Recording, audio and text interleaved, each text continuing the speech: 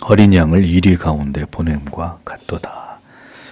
이런 제목으로 누가복음 강해를 이어가겠습니다. 예수 그리스도께서는 공생의 가운데 되도록 많은 지역에 복음을 전하기 원하셨습니다. 그러나 십자가에 못 박히시기 전까지 아직 방문하지 못한 곳이 많이 있었습니다. 주님께서 십자가를 지시기까지 6개월 정도가 남은 시점부터는 영적으로 거의 방치되다시피 한 복음의 불모지 같은 요르단 지역에 집중적으로 주님이 복음을 전하기를 원하셨습니다. 이런 이유 때문에 주님은 짧은 기간에 집중적으로 한 지역에 복음을 전하기를 원하셔서 이 지역에만 70명의 많은 제자들을 파송하시게 된 것입니다. 이제 그들을 보내시면서 주님께서 무엇을 제자들에게 당부하셨는지를 성경은 그것을 우리들에게 보여주고 있습니다. 자, 1절과 2절을 다시 보십시오. 그리고 이것들 후에 주께서 70인의 다른 자들을 지명하셨다. 그리고 그는 그들을 각각 둘씩 그의 얼굴 앞에 그가 막 가시려고 하고 계셨던 모든 성읍과 장소로 보내셨다. 그리고 그는 그들에게 말씀하고 계셨다. 참으로 추수할 것은 많다. 그러나 일꾼들은 적다. 그러므로 너희는 추수의 주인에게 요청하라. 그가 일꾼들을 그의 추수에 보내도록 이라고 기록하고 있습니다. 갈릴리에서 사마리아를 거쳐 예루살렘으로 가시는 동안 주님께서는 70명의 전도자를 임명하셨습니다. 복음은 계속 전파되고 있었고 이 일에 필요한 사람들이 계속해서 세워지고 있었던 것을 보여주는 것입니다. 예수님의 제자가 12명만 있었던 것이 아니라 더 많은 예수의 복음을 듣고 그를 추종하고자 하는 더 많은 무리들이 계속 일어나고 있었다는 것을 우리가 알 필요가 있습니다. 물론 이후에 성령이 임하시고 성령의 역사를 통해서 더 강력하게 복음이 전파될 때 신자의 수는 기하급수적으로 늘어나게 된 것을 볼 수 있죠. 그러니까 복음이 전파되는 곳에는 반드시 이 복음을 듣고 주님께로 돌아오게 되는 자들이 일어나기 마련이고 또 그 복음을 전하는 일을 위해서 이것을 감당할 일꾼들 역시 하나님께서 세우시는 것을 알 수 있습니다. 70인의 전도자들은 이제 주님께서 가고자 하시는 곳에 먼저 가서 복음을 전하는 이런 사명을 맡았습니다. 주님은 70명의 전도자들을 각각 2명이 한 조가 되도록 편성을 하셔서 각 지역으로 흩어지게 하셨습니다. 2명씩 짝을 지어서 서로 돕고 서로를 격려하면서 협력해서 복음의 증인된 사명을 감당하게 하셨습니다. 그러니까 복음을 전하는 일은 나만의 일이 아니죠. 서로 협력해서 이루어 가야 될 주님의 일입니다. 그래서 간혹 독불장군처럼 혼자 사역을 하는 분들이 있죠. 이런 경우에는 문제가 생겨도 해결할 방법이 없습니다. 주님께서는 제자들이 단독으로 복음을 전하게 하지 않으셨습니다. 성경에 나오는 모든 사역자들 역시 성경을 잘 보십시오. 모두 그들을 돕고 옆에서 협력하는 동역자들이 있었습니다. 이는 혼자 외톨이처럼 사역하는 것은 바람직하지 않음을 보여주는 것입니다. 인간은 누구나 넘어질 수 있고 불완전하고 부족함이 있습니다. 그래서 하나님께서 아담을 지으시고 갈빗대를 취해서 하와를 만드시지 않았습니까? 그러니까 하나님의 나라의 일은 긴밀하게 협력하고 상호 보완하면서 함께 하나님의 뜻을 구하고 지혜와 힘을 모아서 감당해야 하는 일들입니다. 그 일이 복음을 전하고 진리를 수호하는 일이라면 더더욱 그렇게 하지 않으면 안 된단 말이죠. 이것은 주님이 세우신 복음 전파 사역의 원리입니다.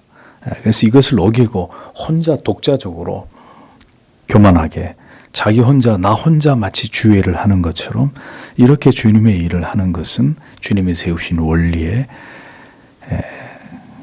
합당치 않은 그런 사역의 모습이라는 것을 우리가 잘 알 필요가 있습니다. 추수라는 표현은 종말론적으로 하나님께서 자기 백성들을 모으는 마지막 과정과 사역을 의미합니다. 추수할 것이 많다는 것은 하나님께로 돌아와야 될 하나님의 택하신 백성들을 가리키는데 그 택자들 다 추수해서 주님께로 돌아오게 해야 되는 이 일이 굉장히 중요한 사명이 될 것이라는 거죠. 마지막 때가 될수록. 그들을 추수하는 것은 복음을 전해서 그들을 모두 중생케 하고 회심케 하는 일을 의미합니다. 그런데 문제는 이 일을 감당할 자들이 현저하게 부족하다는 것이죠. 그래서 주님이 말씀하시는 것입니다. 언제나 이 땅에서 복음을 전하고 예수 그리스도의 십자가의 복음을 전하고 영혼들을 주님께로 돌아오게 할 하나님의 신실한 종들은 언제나 부족했단 말입니다. 그게 다수가 아니었단 말이죠. 소수에 지나지 않았다는 것입니다. 그러니까 언제나 이 세상에는 이 그리스도의 복음을 전파하는 이 충성된 일에 참여할 종들이 모자랄 수밖에 없어요. 어느 시대건.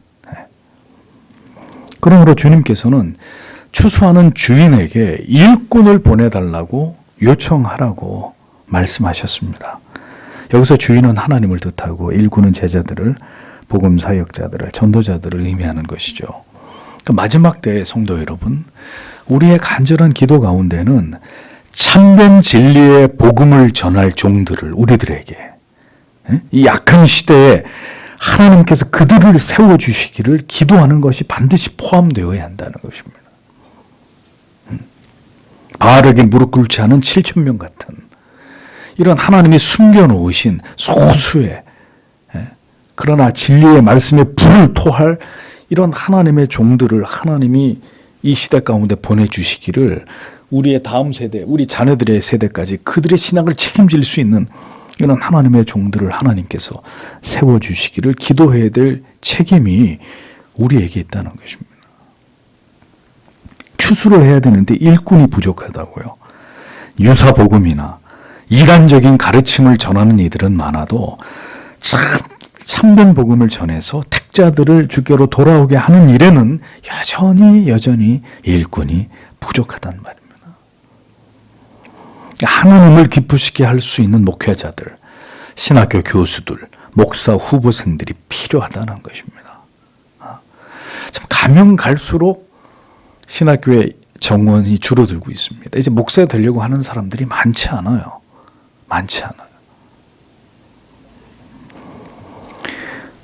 저희 교회가 여러분께서 목사 아카데미를 후원하고 젊은 목회자들을 위해서 기도하시고 물질로 섬기시는 일은 정말 귀한 일이 아닐 수 없습니다.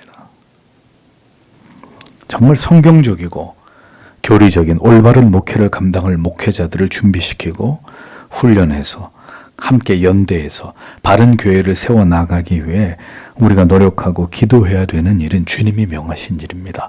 추수할 일꾼을 보내달라고 하나님 앞에 구해야 된다고요. 지금 이 시대는. 교회의 변질과 타락과 무질서는 지금도 무자격의 사역자들이 무분별하게 복음과 진리를 전해서 사람들을 미혹과 혼란에 빠뜨리는 것에서 비롯되는 것입니다. 그러니까 오죽하면 목사가 해야 될 일이 이제는 성도들이 한단 말입니다. 근데 이게 위험한 일이라고요.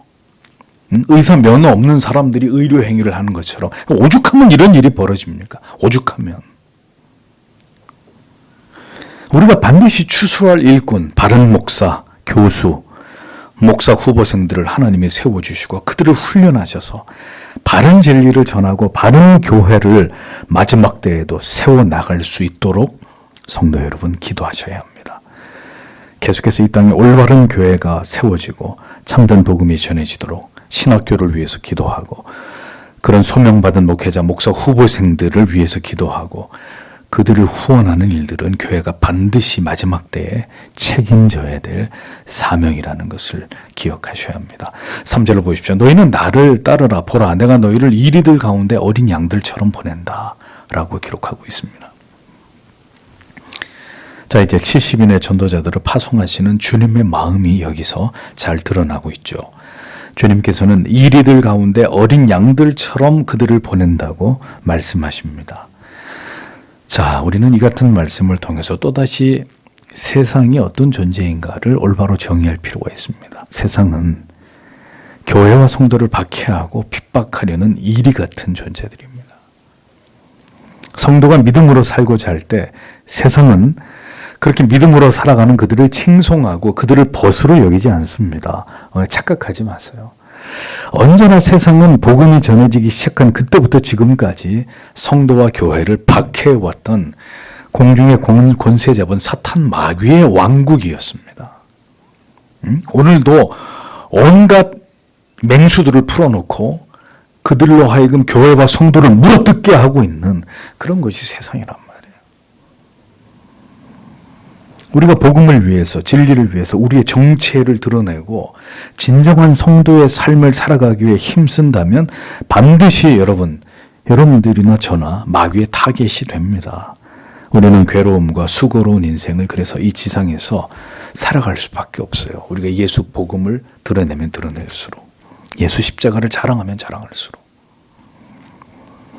주님께서 왜 70명의 전도자들에게 너희를 희망과 기쁨이 넘치는 땅으로, 너희를 환영하는 기대가 넘치는 곳으로 아무 걱정 없이 너희를 보낸다라고 말씀하지 않으신 것일까요? 그러면 더 그들의 발걸음이 가벼웠을 텐데. 디모데후서 3장 12절에 물은 예수 그리스도 안에서, 그리스도 예수 안에서 경건하게 살고자 하는 자는 핍박을 받으리라 라고 말씀하셨습니다. 왜 이렇게 말씀하셨을까요?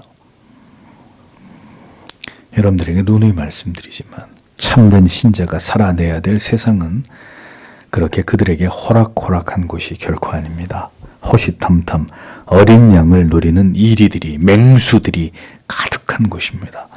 성도가 깨어있어 목자장 되신 주님을 견고하게 의지하면서 그 우리 안에, 그 울타리 안에 들어서 그 도우심을 힘입어 살아가지 않으면 언제든 맹수의 습격을 받게 되고 미혹되고 넘어져서 물어뜯기는 일들이 세상에서는 일어날 수밖에 없는 것입니다.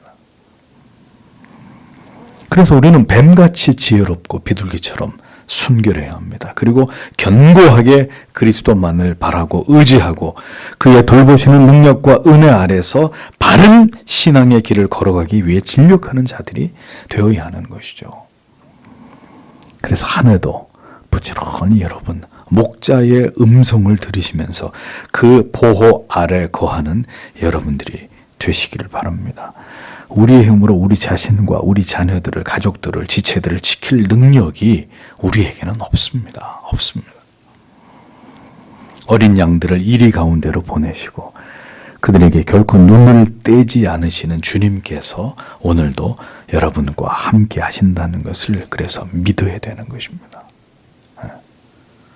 우리가 우리를 지키는 것이 아니라 이리들 가운데로 어린 양떼 같은 우리들을 하나님이 보내시지만 불꽃 같은 하나님의 시선으로 하나님이 오늘도 그들을 지켜보고 계시고 하나님이 우리를 보호하고 계신다는 것을 성도는 굳게 믿고 세상에서 신자의 삶을 살아내야 되는 것입니다. 이리가 아무리 사납고 이리가 아무리 사납고 포악할지라도 양떼를 지키기에 능하신 우리의 목자께서 능히 그 지팡이와 막대기로 그들을 물리치실 것입니다. 교회와 성도를 지키고 보호하실 것이라는 것을 우리는 굳게 믿어야 하는 것이죠. 주님께서는 이제 70명의 제자들에게 그들의 마을을 방문하고 사람들을 만날 때 너희가 뭘 주의해야 될지에 대해서 이어서 말씀을 하셨습니다. 4절을 보십시오. 너희는 지갑을 지니지 말라. 주머니를 지니지 말라. 신발들을 지니지 말라.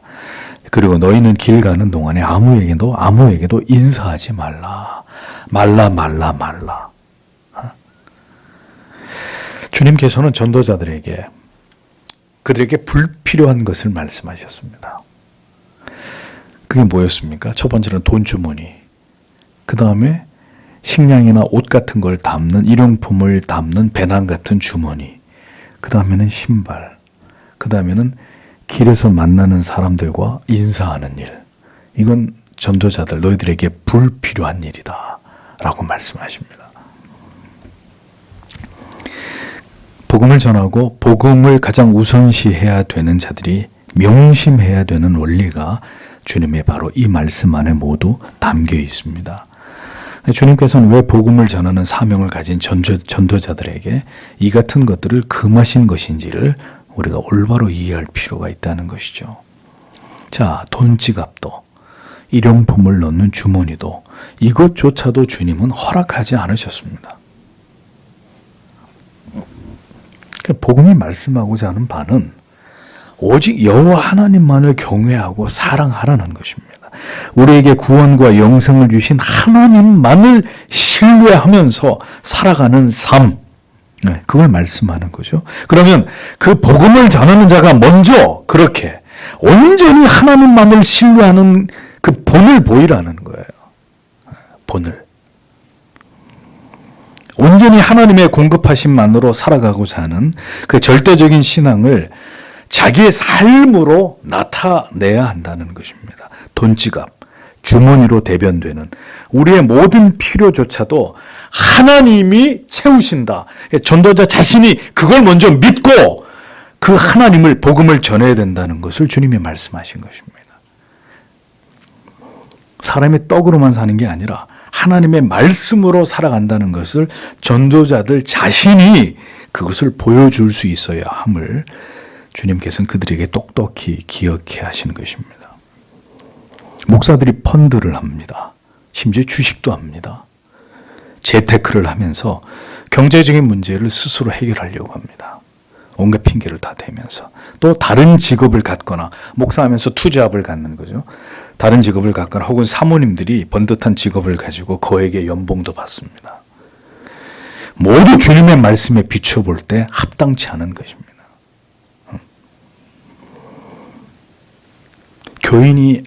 교인이 한 명도 없어요. 이제 막 교회를 시작해서 그냥 생계를 유지할 길이 없어요. 그러면 어느 정도 시간까지 뭐 그렇게 할 수도 있을 것입니다. 아무도 도와주는 이가 없고 어떻게 그럼 굶어 죽어야 되나요? 그러니까 어느 정도까지는 그런 일을 할 수 있을 거예요. 그러나 사역자라면, 말씀의 종이라면 하나님께서 그의 자녀들을 먹이고 입히시는 것을 경험하면서 하나님께서 우리를 돌보신다는 것을 체험해야 합니다. 그래서 만약에 이 문제가 해결되지 않는다면 사역의 길을 계속 가야 할지에 대해서 진지하게 고민해 봐야 합니다. 하나님의 종은 하나님이 어떤 방법을 통해서든 먹이고 입히고 채우십니다. 그 문제가 그런데 오랜 시간 동안 해결이 안 돼. 오랜 시간 동안. 그래서 목회자와 사모가 계속해서 일을 해야 되는 이런 상황이라면 그러면 사역을 깨끗하게 그만두고 복음을 전하는 성도의 삶을 살아가는 게 옳습니다. 하나님이 목사로 기름 부어서 세웠고 하나님 말씀을 전하게 했고 교회를 개척시켰는데 성도가 수십 년 동안 긴 세월 동안 성도가 오지 않는다? 그럼 깨끗이 하나님의 뜻이 아닌 줄 알고 접어야 되는 거예요. 미련을 갖지 말고. 그리고 차라리 열심히 일해서 성도로 살면서 복음 전하면서 하나님의 영광을 위해서 사는 게 답인 거예요. 그러니까 돈 지갑과 주머니 심지어 여분의 신발까지도 필요하지 않다고 주님이 말씀을 하십니다. 그러니까 복음을 전하는 전도자의 삶은 하나님이 채우시고 먹이시고 입히심을 믿는 그 믿음으로 감당해야 된다. 주님께서 강조하신 바입니다. 여기엔 재론의 여지가 없습니다. 종종 사역자들이 윤택하고 여유롭고 부족함이 없는 경우들을 내 주변에서 봅니다. 모든 경제적인 안전장치를 겹겹이 마련해 두고 그리고 성도들에게 강단 위해서는 믿음으로 살라고 그런 복음을 전할 수 있습니까? 성도의 삶도 마찬가지입니다. 성도 여러분, 모든 것을 다 가지려고 하지 마세요. 모든 것에 부족함이 없고자 하지 마십시오. 모든 것을 완벽하게 다 준비하고 살려고 하지 마십시오. 모두 주를 의지해서 주가 입히시고 먹이시고 때를 따라 살 곳을 우리에게 예비하심을 믿고 주님보다 당신의 염려와 걱정이 앞서가지 않게 하십시오. 그렇게 살지 않으면 그건 믿음으로 사는 게 아니에요. 그냥 보험 들듯이 그냥 예수나 믿으면서 사실 실상은 내 힘으로 다 하고 그래도 안 되면 뭐 어떻게 하나님 해주시겠지. 그런 생각이지. 그건 믿음이 아니라고요. 성도는 오직 믿음으로 사는 것입니다. 하나님의 영광을 위해서. 그것을 가장 중요한 존재의 목적과 사명으로 여기면서 살아가는 자들이 되어야 합니다. 하나님이 우리를 굶기실까 봐 그러는 건가요?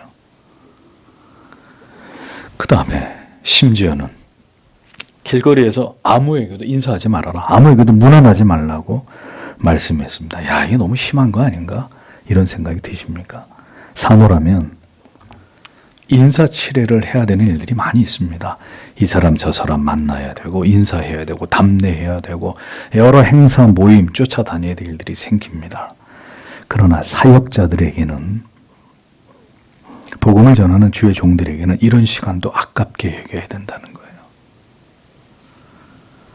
가장 중요한 일을 위해서, 목회자로서 가장 중요한 일을 위해서 나에게 즐거운 일, 좋은 자리, 좋은 만남, 관계를 유지하는 일, 일일이 찾아가서 인사하는 일, 이런 거 마다할 수 있어야 됩니다.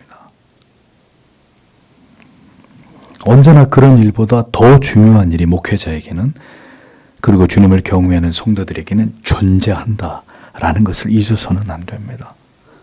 하나님의 말씀을 전하고 교회와 성도를 위해서 기도하고 하나님을 예배하고 우리에게 절대로 뒤로 미룰 수 없는 이 가장 중요한 것을 위해서 중요하지 않지만 나에게 즐거운 것들을 양보해야 되는 거예요. 온갖 사람들 다 만나고 그들에게 융숭한 대접을 받고 다니고 유력한 자들과 친분을 나누는 일들도 때로는 삼가할 필요가 있다는 것이죠. 만날 사람 다 만나고 가고 싶은 곳 다 다니고 하고 싶은 일 다 하면서 어떻게 전도자의 삶을 살아갈 수 있겠습니까? 그러니까 인간의 도리조차 때로는 다할 수 없는 게 전도자의 삶입니다. 복음을 전하는 일의 중요성입니다.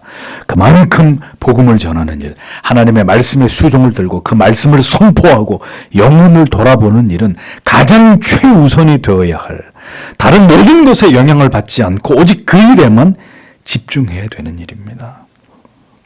여러분, 구약시대의 제사장들, 성막 제단에 불을 꺼트리면 안 되는 중요한 의무가 책임이 있었습니다. 그러니까 늘 땔감을 손수 제사장이 제단에다 넣어서 그 제단에 불이 낮이든 밤이든 새벽이든 그 제단에 불이 꺼지지 않게 해야 되는 일이 제사장이 감당해야 될 일이었습니다. 그러니 사적인 삶을 극도로 절제하지 않으면 불가능하겠죠. 목사에게는 명절도 없는 겁니다. 때로는 휴가도 반납해야 될 때가 있는 거죠. 언제나 고독하고 반드시 필요한 만남이 아니라면 모두 거절하고 성경책과 연구해야 될 여러 책들과 씨름을 하면서 인생의 대부분의 시간을 보내야 합니다. 그러니까 그게 자신 없으면 나는 골프 쳐야 되고 뭐 해야 되고 뭐만 누구만, 그럼 목사를 하지 말라 이거예요. 목사를 하지 말고 그런 거 하면서 살면 되는 거예요. 오늘 목회자들 가운데, 목사 후보생들 가운데 그렇게 자기를 희생하면서 그 한 인생을 주님께 온전히 드리려고 하는 사람들이 얼마나 될까요? 그렇게 전도자의 삶을 감당하는 자들이 진정한 주의 종이고 이 시대에 그런 종들이 일어나기를 여러분들께서 기도하셔야 되는 겁니다. 5절에서 6절을 보십시오. 그리고 만일 어느 집으로든지 너희가 들어가면 먼저 너희는 말하라. 이 집에 평안이 있을지어다. 그리고 만일 거기에 평안의 아들이 있다면 너희의 평안이 그의 위에 머무를 것이다. 그러나 만일 그렇지 않으면 너희 위에 그것이 돌아올 것이다. 이렇게 기록되어 있습니다. 전도자는 어느 집에 들어가든지 제일 먼저 평안을 선포해야 될 책임이 있습니다. 주님이 말씀하셨습니다. 평안이란 바로 주 예수 그리스도로 말미암은 하나님과 다시 화목하게 된 그 평안, 그 축복을 의미합니다. 그러니까 전도자의 사명은, 모든 성도들의 사명은 그리스도를 통해서 다시 하나님과 막혀졌던 벽이 허물어지고 평화의 가교가 놓이게 되는 이 놀라운 하나님의 축복을 모든 사람들에게, 그들의 가정에 전하는 것입니다. 오늘 이 가정에, 오늘 그대에게 이 예수 그리스도의 평안이 임하기를 원합니다. 이것이 우리가 존재하는 목적이라고요. 그러니까 누구를 만나든 어디를 가든 우리한테 가장 중요한 것은 이 예수 복음, 그리스도로 말미암은 평강을 그들에게 선포하는 거예요. 전하는 거예요. 뭘 하든 누구를 만나든 우리의 가장 큰 사명은 복음을 전하는 것이다. 여러분에게 불신 친구들이 혹 많이 있습니까? 불신 친구들이 많아요? 그 사람들 왜 만나는 거예요? 응? 만나서 도대체 무슨 대화를 나누는 겁니까? 예수 안 믿는 친구들 만나서. 여러분이 사업을 하시고 직장을 다니시면서 많은 사람들과 관계를 맺고 계십니까? 그러면 그들에게 우리가 한 사람의 그리스도인으로서, 한 사람의 전도자로서 우리가 궁극적으로 해야 될 일이 뭡니까? 그들에게 그리스도의 평강을 전하는 일이라는 거예요. 복음을 전해서 바른 진리를 그에게 전함으로 그의 영혼이 그리스도를 믿어 하나님께로 돌아오게 하는 그 일입니다. 그의 영혼이 진정한 평안을 얻게 하는 일. 우리가 오늘 이 세상에서 살면서 많은 사람들과 관계를 맺고 살아가는 그 이유입니다. 기승전 예수 그리스도가 되어야 되는 거죠. 처음부터 그 얘기를 하진 않을 수는 있어요. 근데 얘기하고 얘기를 하다 결론에 가서는 그런데 임자 교회 가야 돼. 예수 믿어야 돼. 내 제일 사랑하는 친구야. 예수 믿어야 된다. 난 네가 지옥에 가는 걸 볼 수가 없다. 모든 대화의 끝에는 예수 그리스도를 통한 은혜를, 하나님의 사랑을 전하는 것이, 이 샬롬의 평안을 비는 것이 우리가 존재하는 이유입니다. 우리가 사람들을 만나는 목적입니다. 그것이 이 땅에서 전도자 된 자의 사명이라는 것을 기억해야 합니다. 주님께서 말씀하십니다. 그 평안이 그에게, 그 집에 해당되면, 그 집에 이 평안의 아들들이 있으면, 이 평안이 해당되는 자가 있으면 그리스도의 평강이 그에게 임하게 될 것이고, 그렇지 않을 수도 있을 터인데 그러면 네가 빌었던 그 평안이 너에게로 다시 돌아가게 될 것이다 라고 말씀하셨습니다. 우리는 누가 그리스도를 통해 하나님께서 주시고자 하시는 이 구원의 평강을 누릴 주인공인지 우리는 알 수 없습니다. 그러하기에 우리는 우리가 만나게 되는 모든 사람들에게 복음을 전할 의무가 있는 거예요. 모르니까 누가 그 대상자인지. 그 복음이 그에게 참된 평안으로 임하게 되면 그는 구원과 영생을 얻는 하나님의 자녀가 될 것이고, 그가 끝까지 복음을 받아들이지 않는다면 영벌의 지옥 백성이 될 수밖에 없습니다. 그러니까 복음의 이 평안의 복음을 거부하는 것으로 그는 끝내 하나님께 속한 자가 아니라는 것을 증명하게 되는 거죠. 다만 복음을 전한 자에게는 그 평안이 자신에게로 다시 되돌아오는 은혜를 얻게 된다고 주님은 분명히 말씀하고 계십니다. 마지막으로 7절을 보면, 그리고 너희는 바로 그 집에서 머물러라. 그리고 너희는 그들로부터 받은 것들을 먹고 마시라. 왜냐하면 일꾼은 그의 보수를 받을 가치가 있기 때문이다. 너희는 집으로부터 집으로 옮기지 말라. 이렇게 말씀하셨습니다. 그리스도의 평강을 받아들이는 그 집에서 전도자들은 머물라고 주님이 말씀하십니다. 그곳은 그들이 섬김을 받도록 예비된 곳이기 때문이라는 거죠. 전도자들은 평안의 복음을 전하고 그 평안의 복음을 받은 자들에 의해서 그들이 섬김을 받는 것은 이건 주님이 세우신 원리예요. 원리. 몸과 마음을 다해 성도들의 영혼을 섬기고 그 성도들을 통해서 목회자가 살아가는 것은 하나님이, 성경이 정한 법입니다. 하나님께서 복음을 사랑하고 즐겨 진리를 배우는 자들을 통해서 가르치는 자들의 그 필요를 채우도록 하셨습니다. 그래서 갈라디아서 6장 6절에 가르침을 받는 자는 말씀을 가르치는 자와 모든 좋은 것을 함께하라 말씀하신 이유도 거기 있는 것입니다. 그러니까 성도와 교회가 목사를 공개하는 것으로 목회자들은 만족하면서 살아야 되는 것이고, 그것으로 목회자가 사역자들이 불편함이 없이 살아가게 하는 것이 가장 바람직한 것입니다. 전도자가 유하는 집에서 모든 필요를 얻게 하셨습니다. 이건 그리스도께서 세우신 법이라고요. 그게 마땅한 것이라고 말씀하셨습니다. 그걸 한다고 해서 대단히 의를 드러낼 필요도 없고, 받는 입장에서 대단히 미안해할 필요도 없고, 그것은 하나님이 그렇게 그런 관계 속에 묶어 놓으셨고 그렇게 공개하고 받아서 하나님의 영광을 위해서 그렇게 그 모든 것들을 사용하도록 주님은 그렇게 말씀하시는 것입니다. 그러니까 일꾼이 일한 대가와 보수를 얻듯이 전도자들이 그들을 섬기는 자들로부터 필요한 것을 얻는 것 역시 주님이 정하신 법과 제도라는 거죠. 문제는 그 집에서 베푸는 것으로 먹고 마시고 필요를 얻되 이 집에서 저 집으로 옮기지 말라고 말씀하신 부분입니다.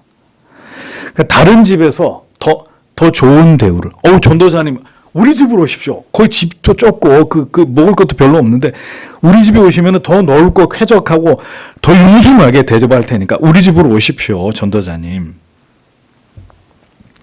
그런다고 해서 그 집으로 옮겨서는 안 된다고 말씀하는 거예요. 더 나은 대가를 바라면서 그렇게 섬김을 선택하는 것은, 전도자가 선택하는 것은 주의 뜻이, 주의 허락하심이 아니라는 것입니다. 일꾼이 대접을 받는 건 당연하지만 그것을 특권으로, 권리로 여길 수는 없는 것이라는 거죠.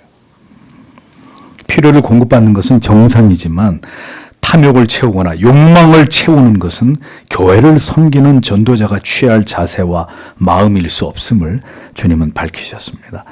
이런 경우들이 종종 있어요. 목회자들에게. 예.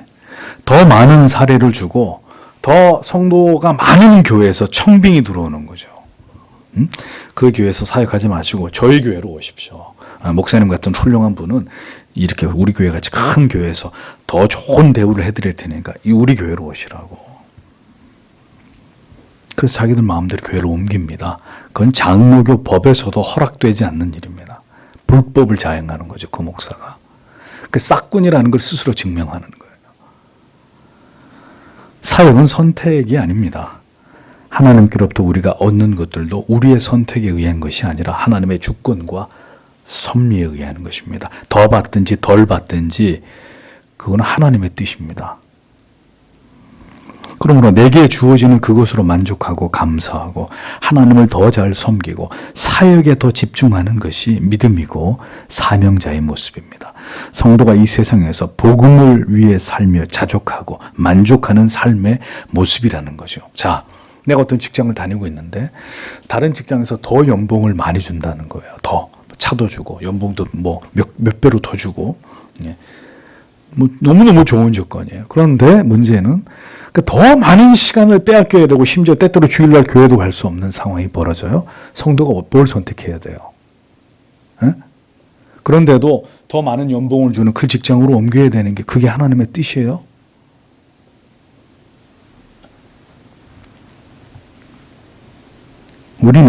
우리의 필요는 하나님께서 채우신다는 걸 믿어야 됩니다. 우리가 우리가 있는 그곳에서 우리의 사명을 언제나 먼저 생각해야 합니다. 여기 있어야 될 이유가 복음을 위해서, 하나님의 영광을 위해서라면 모든 불편함과 부족함을 감수하고 그 자리를 지키는 것이, 더 나은 곳이 있음에도 저는 가지 않겠습니다. 저는 지금이 족합니다. 그게 사명자의 모습이라. 그게 이 땅을 살아가는 성도의 모습이라는 거죠. 세상 사람들은 그렇지 않죠. 세상 사람들은 달면 삼키고 쓰면 뱉어버리는 겁니다. 자기 이익을 따라서 더 많이 준다고 하는 곳으로 옮기는 거죠. 당연히 쉽게 생각하고 판단을 바꾸는 것이 그들 아닙니까? 그러나 성도는 그럴 수 없다는 거죠. 성도는 오늘도 우리 앞에 차려진 것에, 내 밥상 위에 차려진 것에 만족하고 감사하는 것입니다. 다른 집 밥상을 쳐다볼 이유가 없는 거예요. 이 땅에서 비록 불이익과 언제나 부족함이 있을지라도 영원한 나라에서 모든 것을 궁극적으로 보상받게 됨을 알기 때문에 그렇게 이 세상을 지나갈 수 있는 사람들, 모두가 돈과 황금의 가치에 눈이 멀 때 우리는 그 가치를 적당히 비웃으면서 주신 모든 것으로 감사하고 만족하는, 그것이 이 세상을 지나가는 나그네 된 자들의 모습입니다. 믿음이 있어야, 사명이 있어야 신자가, 전도자들이 이 땅에서 황금의 가치를 비웃으면서 살 수 있는데 믿음이 없으니까 그게 안 되는 거죠. 그래, 돈 더 준다 그러면 믿음이고 신앙이고 더 하나님을 바르게 섬길 수 있는 이런 모든 여건들 다 그냥 밀쳐내버리고 일단은 벌자. 물 들어올 때 누워줘야 되니까 일단은 벌고 나중에 여유 생기면 그때 예수 잘 믿으면 되지, 이런 착각을 하고 타협을 하고 돌아오지 못하는 길을 간단 말입니다. 앞으로는 그런 유혹이 더 강하게 찾아오겠죠. 목회자들에게, 성도 여러분들에게. 그래서 여러분들에게 말씀드리지 않습니까? 모든 것이 곧 드러날 것입니다. 그러니까 주님이 말씀하신 그 전도자의 삶, 하나님의 나라가, 복음이 우선되는 그래서 그 나머지 모든 것들을 포기하고 희생할 수 있는, 그러니까 그렇게 살아갈 것을 각오하고 그런 좁은 길로 가는 사람들만이 성도가 될 것이고, 그런 삶을 견디지 못하고 아유 난 도저히 그렇게는 못 살겠어, 그렇게는 예수 못 믿겠어, 그럼 그들은 다 배도자가 될 것입니다. 두고 보십시오. 주의 말씀 속에서 전도자로 살아가는 이 땅에서의 삶이 무엇인지 사역자들과 그리고 모든 성도님들도 이 말씀을 깊이 생각해 보셔야 합니다. 그리스도를 위해서 산다는 것, 복음을 위해서 산다는 것, 하나님의 영광을 위해서 산다는 게 뭔가, 주님이 전도자들에게 가르치시는 이 진리를 우리의 가슴에 새겨야 합니다. 이 땅에서의 신자의 삶이 무엇인지를 언제나 묵상하고 그 삶을 넉넉히 주님 제 힘으로는 할 수 없습니다. 주의 도우심으로 이 길을 걸어가도록 이 사명을 감당하는 자 되기를 원합니다. 라고 우리는 이 밤에도 하나님 이 삶을 감당할 수 있는 믿음을 우리에게 주십시오 라고 기도해야 되는 것입니다. 그것이 주의 뜻이고, 그런 자라야 찬란히 빛나는 새하늘과 새 땅의 주인공이 되는 것이죠. 그래서 우리의 눈물을 닦아주실 그 날을 학수고대하면서 성도가 이 세상을 지나가는 자가 돼야지 세상에서 모든 것을 다 누려요. 세상에서 넘치도록 행복하고 부족한 게 없어요. 그런 성도가 그러면 주 예수여 속히 오시옵소서, 그런 믿음을 가질 수 있을까요? 그러니까 하나님이 사랑한 사람들 치고 세상에서 다복한 사람들이 그렇게 많지 않은 것입니다. 여러분들이 신앙의 훌륭한 사람들의 삶의 면면을 잘 살펴보면 이 땅에서 그렇게 막 행복하게 모든 걸 누리면서 대박이 나서 그렇게 살다가 하나님 앞에 간 사람들이 거의 없어요. 일단은 다 오래 살지 못했고, 그리고 그들의 삶은 이 땅에서 너무나 괴로움과 슬픔뿐이었다는 것을 그들의 전기가 우리에게 보여줍니다. 그러니 온전히 모든 소망을 하나님께 두고 돌아갈 영원한 본향에 그 때를 그리워하면서 나그네된 삶을 산 거예요. 그러니까 불을 토하듯 하나님의 말씀을 외치는 것이고, 불의에 타협하지 않고 믿음으로 그 길을 걸어갈 수 있었던 것이고, 다 누리면 그런 성도의 영적인 기백을 다 잃어버리게 되는 겁니다. 모든 것이 풍족하고 내 주변에 다 나를 사랑하는 사람들만 있으면 신자가 이빨 빠진 호랑이처럼 돼버린다고요. 근데 우리를 힘들게 하는 사람, 경제적인 어려움, 때로는 육체적인 혹독한 어떤 질병의 괴로움, 기도하지 않으면 안 될 어떤 사람들, 어떤 사건들, 문제들, 그 속에 있어야 성도가 생명 걸고 하나님 앞에 기도하는 거 아니겠습니까? 밤잠을 잊고 하나님 말씀 붙들고 기도하면서 주여 나를 도와주시옵소서, 나를 불쌍히 여겨주시고 하나님의 능력에 잇대어 살게 해달라고. 나는 당신이 붙들어 주지 않으면 오늘 밤에라도 죽을 수밖에 없는 인생입니다. 하나님. 그렇게 사는 게 복일까요? 저주일까요? 믿지 않는 사람들이 볼 땐 저주죠. 아주 저거 교회 다닌다 그러면서 저 맨날 집구석에 저 모양이. 안 믿는 사람들이 볼 때는 별 매력적이지 않을 수 있어요. 겉으로 보여지는 우리의 조건들이. 근데 그 속에서 그들이 누리지 못하는 절대적 평강과 기쁨과 희락을, 감사를, 자족을 맛보면서 사는 거죠. 내가 아는 어떤 그리스도인이. 그러니까 겉으로는 비웃을 수 있어요. 교회 다닌다 그러면서 잘 되는 것도 없고. 그런데 그렇게 비웃기만 할 수 없는 것은 도저히 자기가 발 뻗고 따라갈 수 없는 뭔가가 그에게 있거든요. 그가 누리는 어떤 기쁨, 절대적 평안. 나는 돈이 있어야 행복하다고 생각하는데 저 친구는 돈이 없어도 행복하거든요. 그래서 사람들이 그걸 보고 충격을 받아야 되는 거죠. 뭘까? 신자로 산다는 게 예수 믿는다는 게 하나님을 아버지라고 부르는 저들의 삶이 뭐지? 그게 신자의 삶이라는 거죠. 여러분, 오늘도 교회를 위해서 또 기도하십시오. 왜 한국 교회가 이렇게 됐느냐? 왜 이 사회가 이렇게 됐느냐? 대한민국은 10위권의 경제 대국입니다. 이미 선진국 반열에 들어섰죠. 예. 부족함이 없다는 뜻입니다. 부족함이 없는 교회, 부족한 게 없는 성도, 부족한 게 없는 목사. 그러니 신앙의 야성은 다 자체를 감춰버리고 이빨 빠진 호랑이들처럼 그렇게 돼버린 거 아니겠습니까? 기도할 줄도 모르고 눈물 흘리면서 금식하면서 나라와 민족을 위해서 하나님 앞에 생명을 걸고 기도할 줄도 모르는 이렇게 된 거잖아요. 우리에게 필요한 게 뭐겠습니까 지금? 오늘도 성도 여러분, 주님이 말씀하시는 전도자의 삶, 복음을 위해서 살아가는 이들의 삶이 어떠해야 되는지, 그것과 오늘 나의 삶이 어느 정도의 갭이 있는지, 그럼 이것을 어떻게 해야 되는지 오늘 하나님 앞에 주신 말씀을 생각하면서 간절히 기도하고 돌아가시는 우리가 되길 원합니다. 기도하겠습니다.